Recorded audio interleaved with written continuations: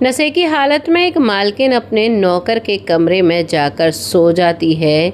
रात को जब वो पार्टी से घर आई और रात को सोने के बाद जब सुबह उसकी आंख खुली तो उसका पति ये सब कुछ देखकर वहाँ से लड़ने लगता है और भागने लगता है।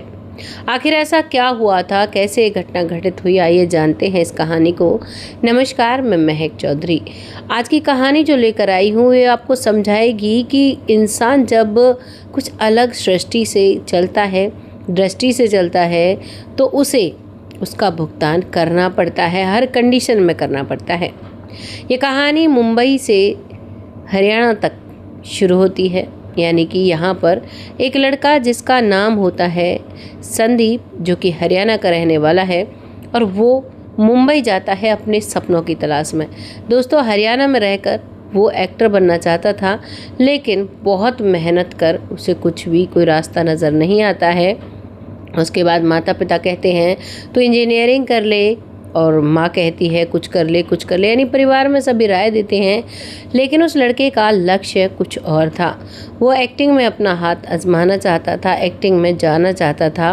और संदीप अब एक्टर बनने के लिए अपने माता पिता से कहता है कि मुझे सिर्फ 2 साल का वक्त दे दो, उसके बाद अगर मैं एक्टर नहीं बनता हूँ तो आप जो चाहोगे मैं वो बन जाऊँगा। माता पिता भी कहते हैं कि कौन सा ज़िंदगी मांग रहा है, 2 ही साल तो मांग रहा है। और अब वो लोग उसे 2 साल के लिए फ्री छोड़ देते हैं। और संदीप अब कुछ माता पिता से पैसे लेता है, कुछ अपने पैसे उसने इकट्ठा कर रखे थे, क्योंकि उसका बचपन से सपना था। ग्रेजुएशन करने के बाद अब वो लड़का पहुंच जाता है माया नगरी मुंबई में। वो सोचता है कि वहाँ पर जाएंगे सबको नौकरी मिल जाती है, सब स्टार बन जाते हैं, सबको मौके मिलते हैं। लेकिन दोस्तों, ऐसा नहीं होता। जब वो वहाँ जाता है तो वो ज़मीनी हकीकत से वाकिफ़ होता है और फिर वो देखता है कि यहाँ पर कितना स्ट्रगल है।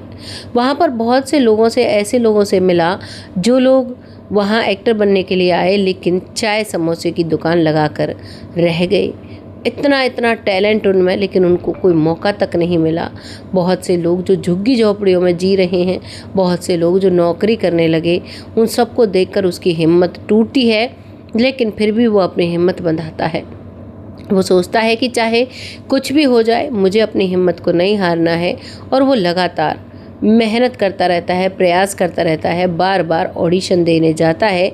और अब उसके 1 हफ्ते में पैसे ख़त्म हो जाते हैं, क्योंकि मुंबई नगरी जो है वो माया नगरी कही जाती है, पैसों वालों की नगरी है। और यहाँ पर पैसे खर्च भी बहुत होते हैं। अब ऐसा ही यहाँ पर हो जाता है, संदीप के सारे पैसे ख़त्म हो जाते हैं। अब वो सोचता है कि अगर मैं अब वापस गया तो मेरे घर वाले कहेंगे कि बन लिया एक्टर। गांव वाले, जिन दोस्तों से मैंने कहा था, वो सब मजाक उड़ाएंगे। कोई सल्यूशन ऐसा निकलना चाहिए कि मैं यहाँ भी रहूँ और मैं ऑडिशन देता रहूँ और मैं मौके की तलाश करता रहूँ। अब वो काम मांगने लगता है। अब उसको शौक़ था खाना बनाने का। वो अपने घर में भी अपनी मम्मी की काफ़ी मदद किया करता था, नई नई डिश बनाया करता था, उन सबको खिलाता है। अब यहाँ सब लोग बहुत बिज़ी हैं तो उनको कुक की ज़रूरत पड़ती है, तो ये काम करने लगता है, काम मांगता है कि कुछ लोगों वहाँ इसकी दोस्ती हो जाती है, उनसे मदद लेकर लोगों के बड़े बड़े बंगलों में एक काम करने लगता है। अब वहाँ पर लगातार कई घरों में 2-2 घंटे का काम करता है और 2-2 घंटे के हिसाब से 4-4 2-2 हज़ार रुपये इसे मिल जाते हैं। यानी कि इसका अब घर खर्च चलने लगा था और अब ये अपने स्ट्रगल में लगातार काम कर रहा था। तभी एक दिन इसकी मुलाकात फातिमा नाम की एक महिला से होती है। फातिमा बेगम उनका नाम होता है, उनके पति का नाम अनीश खान होता है, जिनकी बहुत बड़ी एक कोठी थी जिसके अंदर वो लोग रहा करते थे। बहुत सारे नौकर चाकर थे और अब उन्हें एक कुक की ज़रूरत थी तो वो अब कुक ढूंढ रहे थे और ये मिल जाता है। जैसे इसके किसी कॉलीग्स के यहाँ काम करता था, वो कहते थे कि भाई हमारा कुक तो बहुत अच्छा खाना बनाता है। अब ये इससे मिलती है तो ये कह देता है कि हाँ, मैं काम करने के लिए तैयार हूँ। तो बता देता है कि खाना बनाने का 2 लोगों का काम 1 घंटे में ख़त्म हो जाता है। आप बताइए मुझे क्या करना होगा, कितनी सैलरी आप दोगे। तो लड़की कहती है कि देखो, ये महिला कहती है कि मुझे तुम 24 घंटे अवेलेबल अपने घर पर चाहिए। ये लड़का संदीप हैरान हो जाता है, कहता है कि मैं 24 घंटे आपके घर पर अवेलेबल नहीं हो सकता, मुझे ऑडिशन देने होते हैं, मुझे अपना काम भी करना होता है। इसकी इस बात को सुनकर कहती है कि देखो, तुम्हें जब ऑडिशन देने जाना हो तुम जा सकते हो, लेकिन वहाँ से लौटकर यहीं पर आओगे। क्योंकि जो संदीप था वो हट्टा खट्टा नौजवान बहुत ही सुंदर था। जो फातिमा थी वो उसकी सुंदरता को देखकर उसकी दीवानी हो गई थी। अब यहाँ पर संदीप को ऐसा लगता है, देखो काम का भी मौका मिल रहा है और काम भी मिल रहा है और मेरा करियर की तरफ भी मैं ध्यान दूंगा, तो इससे अच्छी अपॉर्चुनिटी कोई नहीं है। और वो उन सब के काम को छोड़कर इसका काम करने लगता है। यहाँ रहता है और खाना बनाने के बाद, अपना मार्केट से सामान वगैरह भी लाने के बाद अपना फ्री रहता, तो ये ऑडिशन वगैरह दे दिया करता। बहुत अच्छी ज़िंदगी चल रही थी। 1 से 2 महीने हो जाते हैं। फातिमा इसे अलग नज़रों से देखती रहती है। उसका पति भी वहीं पर रहता। अब फातिमा जो थी वो बहुत बड़े बिजनेसमैन की पत्नी थी।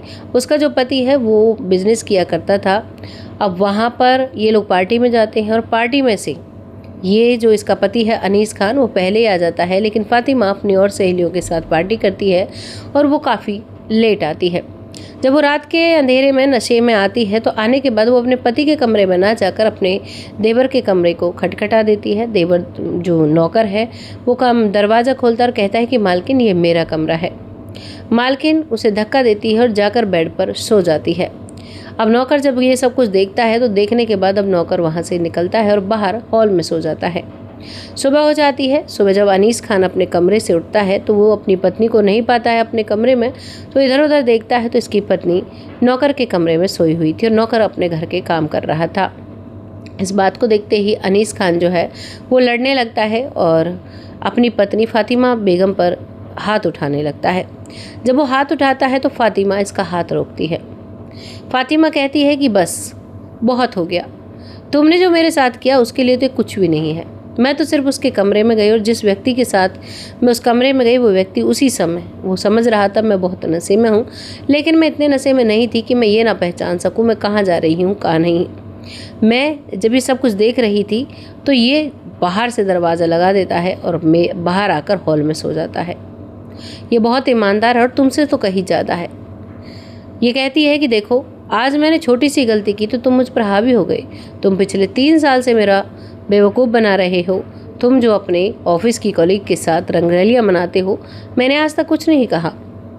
आज तुम्हें दिक्कत है, अगर तुम्हें दिक्कत है तो तुम मुझे छोड़ सकते हो, क्योंकि जो भी प्रॉपर्टी थी वो उसके पापा की थी। जो फातिमा बेगम थी वो इकलौती बेटी थी और इस प्रॉपर्टी के लिए अनीस खान ने उससे शादी की थी। अब यहाँ पर ये सब बातें होती हैं तो ये यहाँ से जाने लगता है। इतने में ही वो नौकर जो था यानी कि संदीप, वो अंदर आ रहा था। अब वो गुस्से में उसे देख रहा था। मालिक जो है अनीस खान, नौकर भी उसे देख रहा था और आकर मैडम से कहता है कि मैडम क्या हुआ, साहब मुझे इतने गुस्से में देख रहे थे, क्या हुआ? तो वो कहती है कोई बात नहीं, तुम आराम से रहो। वो रहने लगता है। 2-3 दिन तक साहब नहीं आते तो संदीप पूछता है कि साहब नहीं दिखाई दे रहे, मैम क्या हुआ? तभी वो उसके करीब आकर बैठती और कहती है कि देखो, अगर मैं तुमसे कुछ कहूँ तो तुम मेरी बात मानोगे? वो कहता है जी मैम, आप जो कहोगी मैं तो मानता ही हूँ। वो कहती है कि नहीं, ये जीवन के बारे में है, अगर तुम मानो तो बताऊँ मैं? तो वो कहता है बिल्कुल मानूंगा, आप बताओ। तो कहती है कि मैं तुम्हें अपने जीवन की सच्चाई बताना चाहती हूँ। वो कह देता है बताओ। तो वो बताती है कि मैं एक बहुत अमीर बाप की बेटी थी, मेरे पास बहुत धन दौलत थी और इसी से अट्रैक्ट होकर अनीस खान मेरे नज़दीक आता है, मुझसे निकाह करता है। निकाह करने के बाद हम बहुत खुश रहते हैं, लेकिन ये खुशी चंद दिनों की थी। जैसे ही सारी चीज़ें उसके हाथ में आती हैं, पैसे में खेलने लगता है, तो वो अपनी अय्याशियों को हवा देने लगता है। वो अय्याशियाँ करने लगता है और वो कई लड़कियों से उसके प्रेम प्रसंग हैं। ऑफिस में मेरा बिजनेस है मेरे पापा का, उसे संभालता है, वहाँ पर ही अपनी अय्याशियों को अंजाम देता है। इन बातों का मुझे पता चल चुका था पिछले 3 साल से, लेकिन मैं समझ नहीं पा रही थी मैं क्या करूँ। मैंने अपने आप से समझौता कर लिया था। जब मैंने तुम्हें देखा तो मुझे लगा कि तुम बहुत सच्चे और बहुत ईमानदार हो, और उस रात जिस रात मैं नशे में तुम्हारे कमरे में गई, उस रात भी तुम्हारी ईमानदारी का टेस्ट था और तुम उस टेस्ट में पास हो गए। वाकई में तुम जैसा इंसान मैंने कहीं देखा नहीं। क्या तुम मेरी ज़िंदगी भर मेरे पार्टनर बन सकते हो? यानी कि वो उसे प्रपोज करती है। अब यहाँ पर संदीप कहता है कि मैम साहब ऐसा कैसे हो सकता है, मैं हिंदू हूँ, तुम मुस्लिम हो, ऐसा नहीं हो सकता। वो कहती है कि देखो, मुझे धर्मों से कोई मतलब नहीं है, मुझे इंसानियत और सच्चाई से प्यार है। तुम अगर चाहो तो मैं तुम्हारे धर्म में आ सकती हूँ, और अगर तुम चाहो तो तुम मेरे धर्म में आ सकते हो, अगर हम में प्यार है तो। ये कहता है कि नहीं, मैं ये सब कुछ नहीं कर सकता, मैं अपने माता पिता से पूछ कर बताऊँगा। वो कह देती है कोई बात नहीं, वक्त लो और आराम से, मुझे धर्मों से बड़ा, जात पात से बड़ा इंसानियत लगता है। फातिमा बेगम का ये कहना था। और अब उसके बाद ये लड़का अपने माता पिता से बात करता है। माता पिता बहुत गुस्से में कहते हैं कि तुम क्या कर रहे हो, लेकिन ये सारी सिचुएशन उन्हें समझाता है और कहता है कि पिछले 6 महीने से मैं यहीं पर रह रहा हूँ और अभी तक मैं एक्टर नहीं बना हूँ, इतनी इनकी प्रॉपर्टी है, ये सब कुछ है। वो कहते हैं कि बेटा प्रॉपर्टी सब चीज़ अलग बात है, 2 धर्मों की बात अलग है। तो वो कहता है कि वो मेरे धर्म में आने के लिए तैयार है।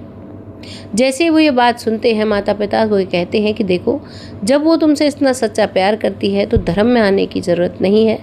जो जिस धर्म को मानता है वो ठीक है, अपनी अपनी आस्था होती है।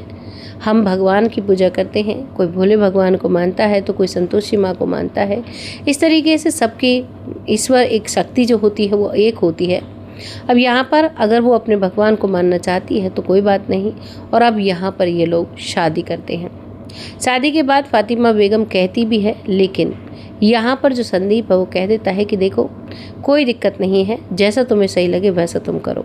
फातिमा बेगम आज भी उनके साथ रहती हैं, अपना कुरान भी पढ़ती हैं और अपना कुरान भी पढ़ती हैं और गीता भी पढ़ती हैं और दोनों धर्मों को बराबर लेकर चलती हैं।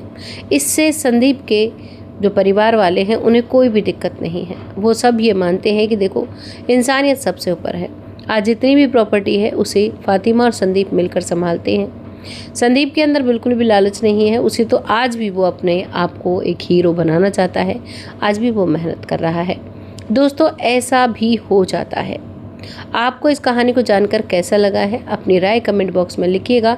यहाँ पर संदीप ने और फातिमा ने सही किया या गलत किया, जो भी आपको लगता है अपनी राय लिखिएगा। तब तक आप सब खुश रहें, आबाद रहें। जय हिंद, जय भारत।